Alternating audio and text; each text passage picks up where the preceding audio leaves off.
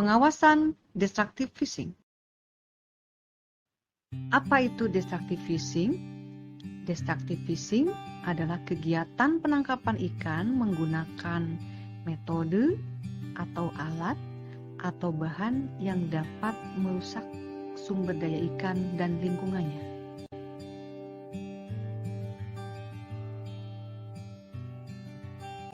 Destructive fishing kali ini dibatasi pada 3 kegiatan. Penangkapan ikan menggunakan bahan peledak, penangkapan ikan menggunakan racun, dan penangkapan ikan menggunakan strum. Penangkapan ikan menggunakan bahan peledak atau bom ikan biasa juga disebut dengan istilah blast fishing. Biasanya nelayan melakukan blast fishing untuk menangkap ikan-ikan ekonomis tinggi di daerah sekitar terumbu karang. Menangkap ikan menggunakan racun biasa disebut cyanide fishing karena biasanya zat yang digunakan untuk menangkap ikan atau racun yang dipergunakan adalah potasium cyanida. Nelayan umumnya menangkap ikan menggunakan racun untuk menangkap ikan-ikan yang berada di terumbu karang. Ikan-ikan ekonomis tinggi seperti kerapu, lobster, atau Napoleon. Menangkap ikan menggunakan strum umumnya dilakukan di perairan daratan, seperti di danau atau sungai-sungai yang berukuran besar. Ikan yang ditangkap umumnya ikan ekonomis tinggi, seperti ikan gabus. Tujuannya, ikan-ikan yang terkena setrum akan menjadi pingsan dan sehingga mudah ditangkap.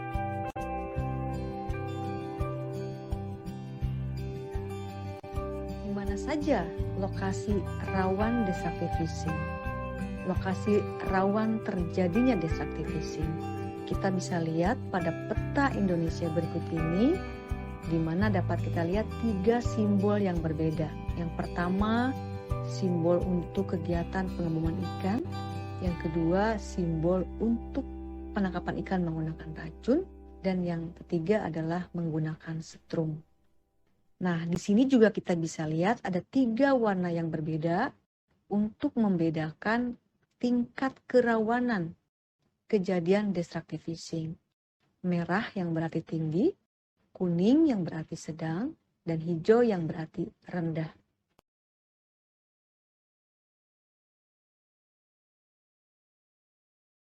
Terdapat 5 dampak besar dari kegiatan destructive fishing.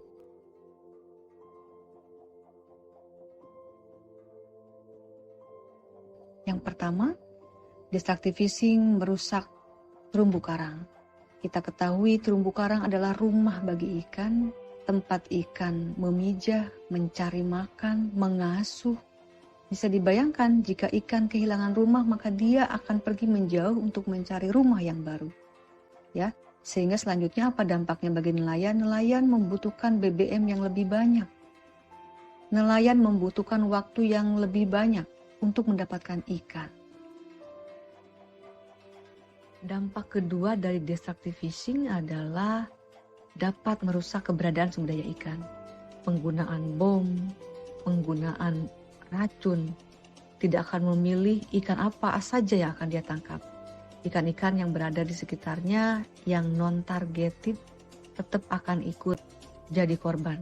Ya, sejumlah ikan akan sekaligus terbunuh, bahkan termasuk ikan-ikan yang tidak boleh ditangkap.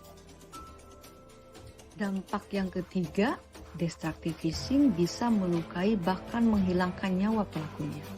Jika kita ingin mengetahui hal tersebut, bisa dibuka atau di googling. Banyak sekali berita-berita yang menyampaikan tentang hal tersebut. Bagaimana nelayan di suatu daerah ketika dia melempar bom, bomnya keburu meledak di tangan sehingga tangannya terputus atau bagian tubuh lainnya hilang, bahkan menimbulkan kematian. Di beberapa daerah yang banyak juga nelayan yang menggunakan racun dan kompresor, tidak sedikit masyarakat di sana mengalami kelumpuhan di sisa hidupnya. Dampak keempat dari kegiatan destructive fishing adalah dapat merusak ekonomi keluarga. Bagaimana tidak?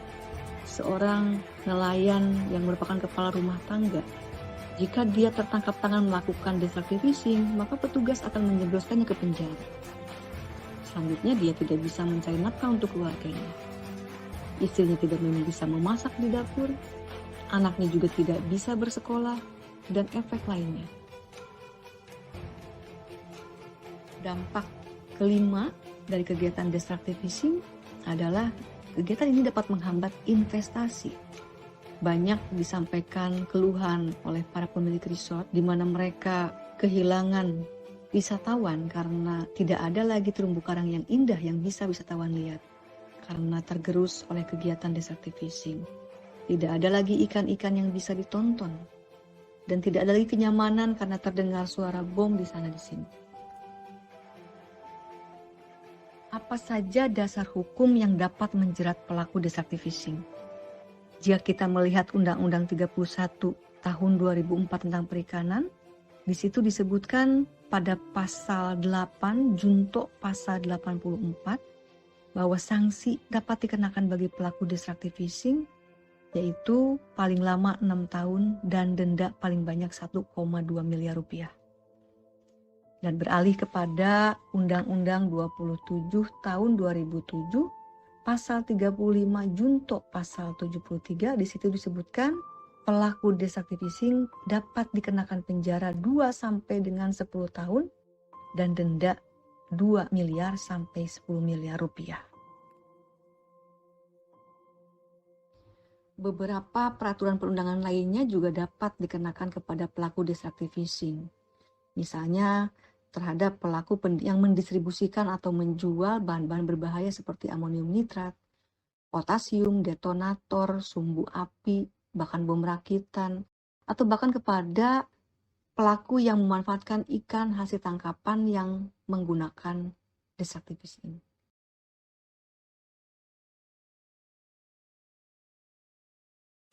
Undang-undang tersebut antara lain Undang-Undang Kepabeanan, Undang-Undang Perdagangan, Undang-Undang Darurat, Undang-Undang Lingkungan Hidup dan Konservasi Sumber Daya Hayati dan Ekosistemnya.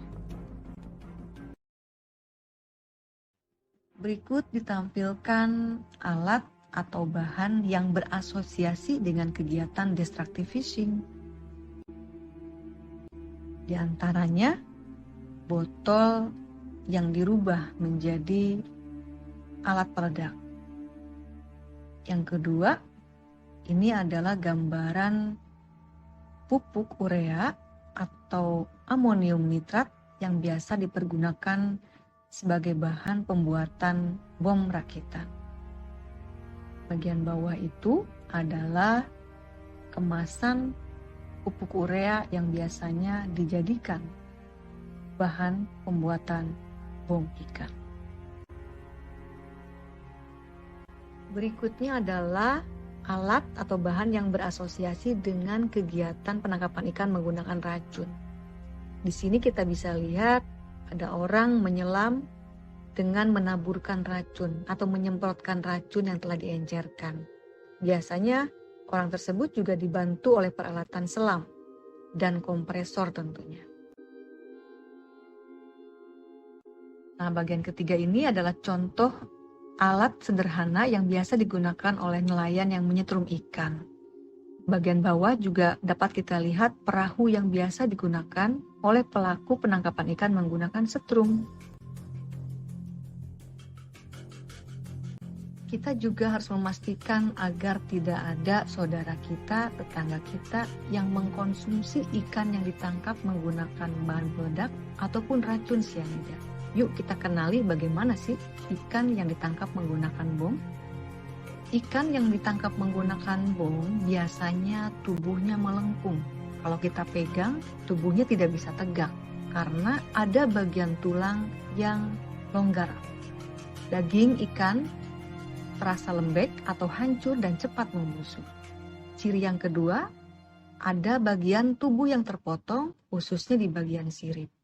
Ciri yang ketiga, sisik terlepas atau terkelupas yang berada pada bagian tengah panjang ikan. Ciri yang keempat, darah umumnya keluar dari pangkal sirip, dari tutup insang, area perut, maupun dubur. Dan ciri yang kelima, terdapat organ bagian dalam ikan yang mencuat keluar dari bagian dubur. Begitupun dengan mata ikan, biasanya berwarna merah karena ada genangan darah pada kornea mata akibat ikan tersebut terkena ledakan.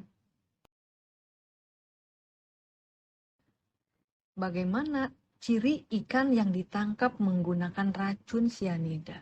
Yang pertama, umumnya lendir yang terdapat pada ikan akan keluar sehingga permukaan kulit ikan kalau kita pegang tidak selicin ikan yang normal.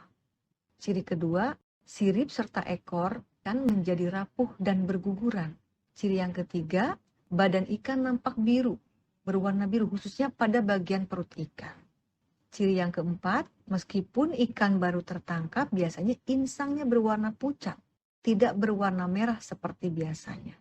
Ciri yang kelima, mata ikan akan nampak seperti kabur, berwarna abu-abu. Demikian disampaikan materi terkait pengawasan destructive fishing. Semoga kita semua dapat meningkatkan peran kita dalam pengawasan destructive fishing agar harapan kita untuk menjadikan Indonesia zero destructive fishing dapat dicapai. Sekian, terima kasih.